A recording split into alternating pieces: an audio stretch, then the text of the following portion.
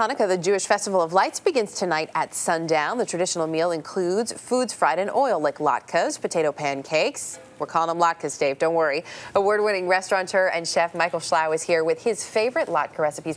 I love these. They're one of my favorite foods. It's Hanukkah. I don't think there's anything other than gift giving and latkes. That's what it's all about. And a dreidel here and there. Yeah, maybe a dreidel here and there. We can do that a little bit later. So we're gonna make sort of the traditional potato latke. Right.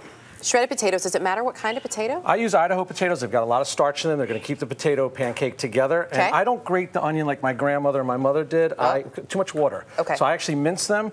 You can use a little flour or a little bit of potato starch and a little bit of salt and pepper, and that's it. And an egg. And a beaten egg. So am I mixing this up? You don't have to. Okay. This is what it would look like. I mean, it's got a little bit of water that comes out of it, obviously. All mixed there. Yeah, and then what you can do is just put a little spoonful of this in. Okay. Super easy. And we're frying it in oil. And for people who aren't familiar with it, fried foods are part of Hanukkah because of the oil. That's the whole reason for the Festival of Lights. The oil lasted 8 days instead of the 1, as the story goes. But I don't fry it in a lot of oil. Also, I don't want the cardiologist calling me at Hanukkah and saying we need the paddles. And does it matter the kind of oil? I use canola oil. Yeah, and if you want, put some sour cream or applesauce. And those are the traditional ones. This is the traditional. So as I start to sample a traditional one, and that one is going to cook, you have updated the latke for us a little bit. Well, I've done a couple different versions of it. Alternative toppings. Right, and I mean, really, when you think about it, it's just a delicious hash brown when you come down to it, right? So you could do this for breakfast. All you're doing is enhancing it, right? Exactly. So one of the things that I did with this is I've got some warm ones that I already made. I'm going to put a little bit of smoked salmon to this. Ooh, yum. And some golden beets, which I roasted.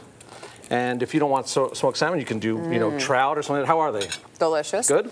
These are some roasted golden beets. I just have some salt and some and that's such a beautiful color, too. Yeah, it's really gorgeous. And this is a super easy dish. One of the things I did is I took a little bit of beet juice, red beet juice, with some vinegar and some shallots. I made a little sauce for it. And then you could just put a little bit of greens. Actually, I'm going to have you do that if you don't mind. I can do that. So just some of this frisee here? Yeah, just rip off some small pieces and throw it on there.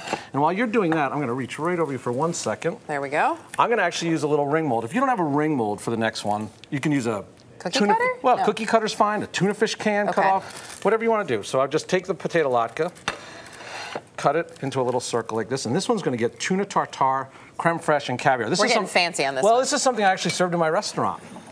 And it's a great way. And also, don't throw these away. These are like fantastic snacks. Those little bits? Yeah, those are the best. They're like potato chips almost. Exactly. French fries. So what we do is take this, and then we have some tuna tartare. And are you keeping it? You're keeping it in the mold this whole time? In the mold, and what I did is I put a little tiny bit of oil inside the mold. This will release it very, very easily. Okay. So the tuna just has some shallots and some thyme and olive oil and lemon juice. Very, very simple. And when I buy my tuna, if you're buying raw tuna for the first time for the tuna tartare, what kind of tuna does it have to be? Sushi grade? Yeah, you ask them for sushi grade for sure, because you want it to be nice and fresh, and buy it in a really reputable place, obviously.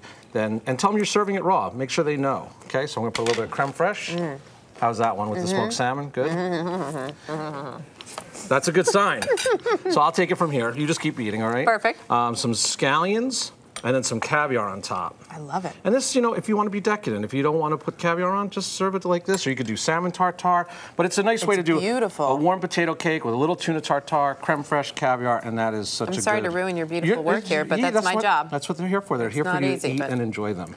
So a little update on the potato latke. I love it. Thank you so much for being with us this morning, for sharing it with us. Happy Hanukkah. Same to you.